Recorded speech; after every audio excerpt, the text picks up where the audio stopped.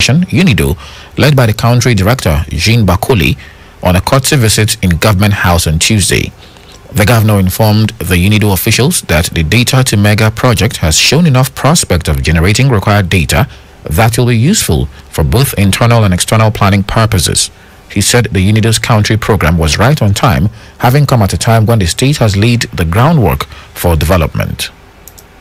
What struck me was, look, the amount of people that have just gone into poverty as a result of COVID and our inability to reach them. I mean, these are not people who are asking for handouts. These are people who, have economic activities, but there's just, so I mean, just to show you how important data is. So I can sit and tell you how many people are unemployed, how many schools. We are building data like no one else will have because we realize the importance of data, and we want to use this data for governance, for both economic, social, and also political governance. Earlier, the UNIDO Nigeria Country Director, Jean Bakoli, said they were on the visit to present signed country programs of the organization. He said the program was inspired by perceived policy flaws in Nigeria, which, when improved upon, can enhance the nation's economic fortunes. To comment the dynamic approach of your governor. When I arrived here in Nigeria almost 4 years ago, he was among the first governors who came to see us at the UN building to advocate for your state. And in the case of Nigeria, what we saw is that there is a kind of lack of policies, in particular on industry. We saw that there is a lack of policy on investment, a lack of policy on trade. We saw also that there is a pool of informal sector. There is a problem of access to energy. So based on that, we designed what we call the inclusive and sustainable industrial country program for Nigeria. Bakoli assured of commitment on the part of UNIDO in ensuring full implementation of all components of the UNIDO country program in Edo State. A bill for a law to establish the Edo State Mortgage Agency and regulate mortgage creation, foreclosure and enforcement of mortgages in real property and connected purposes passed second reading at the Edo State House of Assembly. Speaker of the House, Right Honorable Marcus Onobun, called on members to contribute by debating on the merits and demerits of the bill after it was stepped down on Monday when it came up for first reading by the sponsor of the bill, House Majority Leader Henry Okwarubu. At Tuesday's sitting, the House Deputy Whip Ephraim Alogisele, representing Igweben constituency, said the bill is very important as housing is a vital part of human existence. The lawmaker also said the bill will protect the tenant-landlord relationship. On his part, the member representing Asan Southeast, Honorable Sunday Ujizile, said the bill, when it becomes law, will enable landlords to use their mortgage papers to collect loan facilities from banks, as well as creation of jobs through emerging industries linked to the mortgage. Deputy Speaker, Honorable Roland Asoro, representing Orion South constituency, said the benefit of the bill is that it will provide a legal framework for the mortgage institution in the state, as well as increase of the internally generated revenue, amongst others. The Speaker of the State House of Assembly, Marcus Onobun, said the bill is apt as it will make residents of the state to own properties. The bill was transmitted to the House Committee on Rules and Business for proper documentation. The House adjourned sitting to Wednesday, March the 16th at 10 a.m. The federal government on Tuesday took delivery of the promised 3.9 million AstraZeneca COVID-19 vaccines to protect Nigerians from the deadly coronavirus pandemic. This is the first batch of the 16 million expected vaccines through the World Health Organization-led COVAX facility. The Executive Director of National Primary Healthcare Development Agency, Dr. Faisal Shuaib, said history is being made as Nigeria takes delivery of about 3.9 million doses of the AstraZeneca vaccine. He said they are ready to start administering doses of the COVID-19 vaccine to frontline health workers. Elsewhere, the Senate has confirmed the appointment of the newly appointed service chiefs. They are Chief of Defense Staff, Major General Lucky Rabo, Chief of Air Staff, Air Vice Marshal Isiaka Amao, Chief of Naval Staff, Rear Admiral Awal Gambo, and Chief of Army Staff, General Ibrahim Atahiru. After the confirmation on Tuesday, Senate President Ahmed Lawan advised the new service chiefs to take the insurgency war to the terrorists and bandits and dislodge them from their enclaves. He reminded them to be conscious of the fact that Nigerians expect a lot from them to address the security problems confronting the country. Their confirmation comes barely a week after the House of Representatives confirmed their appointment. President Muhammadu Buhari had appointed the new service chiefs on January 26th, following the resignation of the former officers.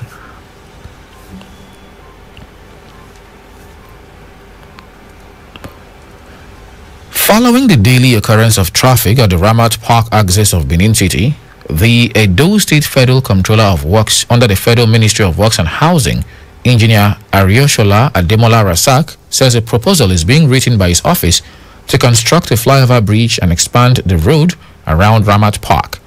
This edition of Extra Voices took this cheering news to Benin residents on how this will help in solving the traffic situation around the park and its environs. The Ramat Park is known for its unpredictable traffic surprise in Benin City, Edo State. The traffic, which in the past was usually on the local market days held every 4 days, is now mostly a daily occurrence. Extra Voices news crew had in February 2020 investigated the cause of this traffic as residents and experts gave their views on why the traffic on these axes of this road has remained adamant. I believe the road is too narrow. It leads to different directions, like those from Magbo Road, the other from Slope, the other side from Aduawa, and the other side from Lucky Way. If all of them now join together to just pass the little place, it becomes the Japa of the traffic. Some driver don't get patient there. Any motor coming out from Gemina, instead when people will slow down a minute, let that motor come out, let the one want to enter Gemina enter. My people drivers, they will agree. From there, one way start. Edo State Federal Comptroller of Works, Engineer Arisola Razak, says the twin solution to this traffic congestion weakness in Ramat Park is the construction of a flyover and the expansion of the road around the park. The Honorable Minister of Works, Raji Fashola, approved the rehabilitation of the road around that Ramat Park, and which we have done, and that has brought about a great improvement on the traffic jam in that location. However, there may be a need for a long-term solution. There are two things that could be done. One is to expand the roundabout, and then the second one is to build a flyover around that area. I think with that, those that are going through to Agbo Road may go straight, and then those that are turning may go under and turn, and that will bring about an everlasting solution to that place. He, however, called on Edo State government to emulate other states where flyover bridges are constructed by the state government, saying that even though a proposal has been written, lack of funding could be a major delay. Writing a proposal, we have done that, and we are still working on it. But that depends on the availability of funds. The approval depends on the availability of funds. But that does not stop the state government can build a flyover before, like other states are doing, because of the limited resources within the federal government for now. Meanwhile, residents of the state are happy with the news of the proposal for a flyover bridge, but they say the construction of the bridge will not only be the solution of the traffic in the area, but the construction of adjoining roads that links the Benin Auchi Road and Agbo Road, amongst others. I really feel that the government should hastily carry out this great move. Let it not be like one of those high hopes that we are used to from the federal government. But if this is going to come real quick, that means the governments have a quick response. And I must say big ups to the Federal Controller of Works Edo State for putting up such a proposal to the federal government. My name is Friday Zemigi.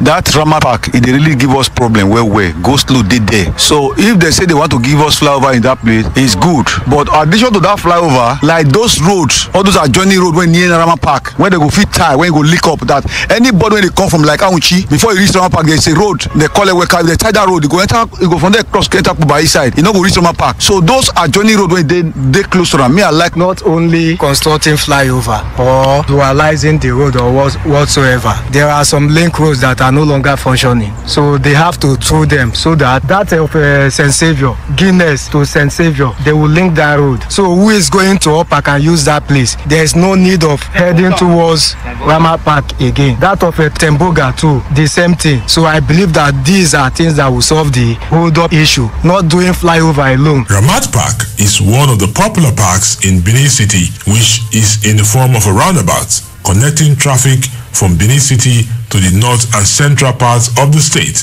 including Delta and Kogi State. In most cases, especially on market days, there is a gridlock within the park as many vehicles are always up struggling for a limited road space around the park. For KUFM's Extra Voices, Levedum Asagwaram. Coming up in the moment on our business news, Nigerian stocks retreat on profit taking. Details in a moment after this break.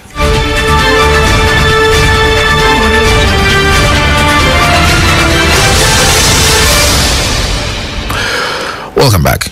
And now over to business. Nigerian stocks fell 0.59% on Tuesday as selling pressure on equities, especially blue chip stocks like Nestle, Zenith, WAPCO, and Flour Mills outweighed buying pressure. Food giant Nestle's drop followed its underwhelming 2020 financial performance, which has prompted the board to draw from the company's retained earnings for 2018 and 2019 to shore up the dividend payout proposed for the last financial year. The consumer goods was the runt of the later of the 5 sectoral indices, sliding by 3.86% index to 539.47 points. The NSE posted a negative breath as 26 fallers emerged against 17 gainers. The benchmark index slid to 39,697.62 index points, while market capitalization tapered to 20.770 trillion naira. Year to date, the index is up by 1.42%. Academy led gainers on the NSE, appreciating by 9.76% to close at 45 kobo. PZ climbed up by 9.38% to 5 naira 25 kobo. Beta Glass advanced by 8% to 54 naira. Regal Insurance rose to 28 kobo, notching up 7.69% in the process. Mutual Benefits topped the losers chart on the NSE on Tuesday, declining by 10% to close at 36 kobo. Adova shed 9.97% to end today's trade at 16 naira 25 kobo. Champion Breweries fell to 2 naira 5 kobo, losing 9.69%. In all, 222.574 million shares valued at 5.390 billion naira were traded yesterday on the NSE in 4,470 deals. And that's it on business. Over now to sports, where Nigeria's the Tigers open Tokyo 2020 campaign against the United States. More to come in our sports bulletin shortly. Stay with us, please.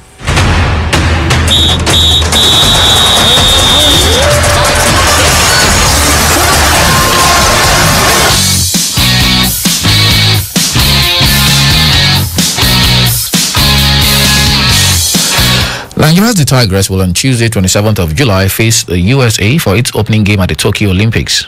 According to the official fixing, African champions who missed out on the Rio 2016 games will be presented another chance to prove a point against the team they narrowly lost to at the 2020 qualifying tournament in Belgrade. The coach Otis Hughley tutored side will file out against world number 5 France on Friday, 30th July, before their last game against host Japan on Monday, 2nd of August, for the conclusion of Group B games.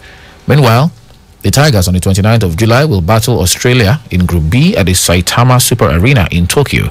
Alongside Australia, the number 1 ranked team in Africa, currently on a 9-match unbeaten run in all competitions, will also play winners of the Olympics qualifying tournaments from Serbia and Belgrade between the 29th of June and the 4th of July. Following the completion of the group games, the top 2 teams in each group and the 2 best losers will qualify for the quarterfinals. And finally, in sports, Premier League leaders Manchester City scored 3 times in the final 10 minutes to beat Wolverhampton Wanderers 4-1 at the Etihad on Tuesday night and make it 21 consecutive wins in all competitions. A second-half equalizer from Conor Cody in what was a largely one-sided encounter gave the visitors hopes of securing a surprise point before Gabriel Jesus put City back in front in the 80th minute with a shot on the turn from Kyle Walker's deflected cross. With Wolves' spirit broken, informed Riyad Mahrez fired in his 7th league goal of the season before Jesus got his second with virtually the final kick following a VAR intervention after an offside decision had initially gone against the Brazilian striker. City have now extended their lead at the top of the Premier League to 15 points, although second-placed Manchester United, who are next in line to face Pep Guardiola's side on Sunday, do have a game in hand. They have equaled the club record 28 games without defeat. And that's it on sports, and of course with that sports story we come to the end of our package this morning. But before we leave, a quick recap of the headlines.